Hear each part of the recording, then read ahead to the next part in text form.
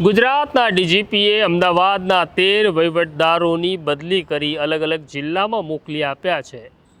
જિલ્લામાં ગયા પછી આ વહીવટદારો બીમાર થઈ ગયા છે, કારણ કે તેમને નિર્લિપ રાય નામના ડૉક્ટરની બીક લાગી છે, એટલે હવે તેઓ પોતાની ફરજના સ્થળે હાજર થતા નથી।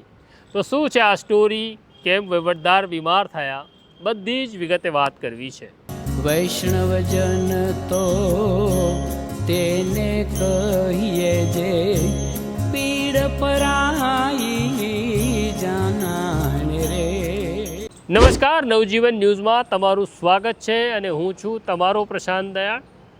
ગુજરાતના ડીજીપી અવારનવાર વહીવટદારોની બદલી કરતા રહે છે, પણ નવા નવા વહીવટદારો જન્મ લેતા રહે છે।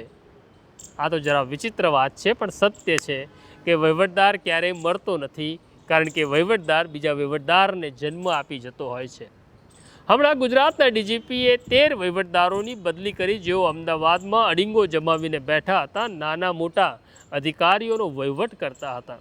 જ્યારે ડીજીપીએ આ વહીવટદારોની બદલી કરી, ત્યારે અમને સવાલ એવો પણ થયો કે ડીજીપી વહીવટદારોની બદલી કરે છે, પણ આ વહીવટદારો જેનો વહીવટ કરતા હતા એ અધિકારી કોઈ દિવસ બદલાતા નથી કે તેમની સામે કોઈ દિવસ પગલાં લેવામાં આવતા નથી।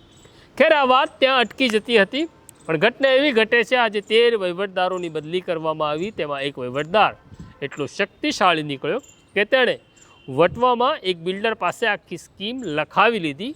એ લખાવી લેવા પાછળનું કારણ એવું છે કે આ વહીવટદારે અગાઉ વટવામાં નોકરી કરી ચૂકેલા 4 પોલીસ ઇન્સ્પેક્ટર અને પોતાના મળી કુલ 35 કરોડનું રોકાણ આ સ્કીમમાં કર્યું હતું, પણ વ્યાજના ચક્કરમાં ફસાયેલો આ બિલ્ડર સ્કીમ પૂરી નહીં કરી શકતા ઉઠી ગયો, એટલે આ 90 કરોડ રૂપિયાની સ્કીમ આ બિલ્ડરે હવે આ પોલીસવાળાને એટલે કે વહીવટદારને આપી દેવાની હતી તેવું નક્કી થયું હતું। આ મામલો અમારા સુધી આવતા અમે આ બાબતની સ્ટોરી કરી કે વહીવટદારો કેટલા શ્રીમંત પણ હોય છે એ જુઓ।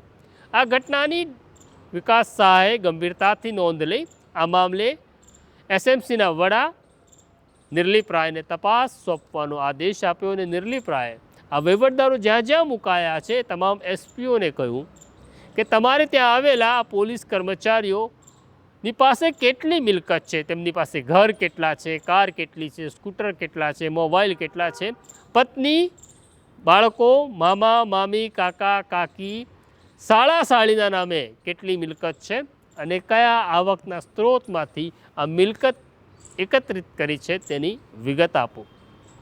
આમ તમામ એસપીઓએ આ 13 વહીવટદારોની વિગત, આર્થિક ઉપાર્જન કેવી રીતના થયું છે, તેમની સ્થાવર અને જંગમ મિલકત કેટલી છે એની વિગત મોકલવાની હતી, પણ 13માંથી એક જ પોલીસ કર્મચારીની વિગત એસએમસીને મળી છે।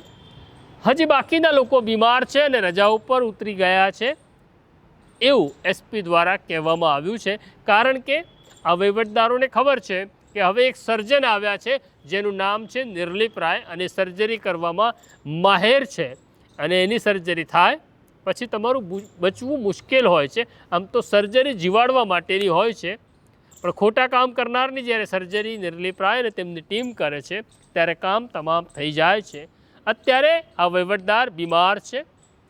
સમય જતાં જો આ બીમારી લંબાય તો એસએમસી આ તમામ વહીવટદારોને મેડિકલ બોર્ડ સામે પણ રજૂ કરશે અને પૂછશે ડૉક્ટરોને કે આ વહીવટદારને કઈ અસાધ્ય બીમારી લાગી છે તેની વિગત એસએમસીને આપો।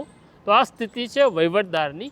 આ વહીવટદારની કચ્છમાં પણ મોટી માત્રામાં જમીન હોવાના પુરાવા એસએમસીને મળ્યા છે, પત્નીના નામે છે।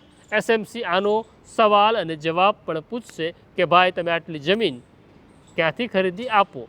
મને એવું લાગી રહ્યું છે કે આ વહીવટદાર રજા માટે એટલા માટે ઉતરી ગયા હશે કે આ વહીવટદાર ભલે બીમારીના બહાને ગયા હોય, પણ પોતાના ચાર્ટર્ડ એકાઉન્ટન્ટ પાસે સલાહ લેવા ગયા હશે અને કહી રહ્યા હશે કે અમારી બેલેન્સ શીટ સાફ સુથરી કરી આપો, જેની ઉપર નિર્લિપ રાય ભરોસો કરી લે।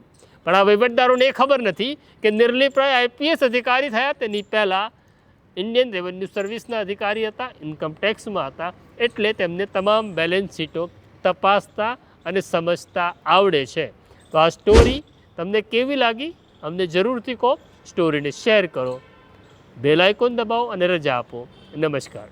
વૈષ્ણવજન તો તેને કહીએ જે પીડ પરાઈ.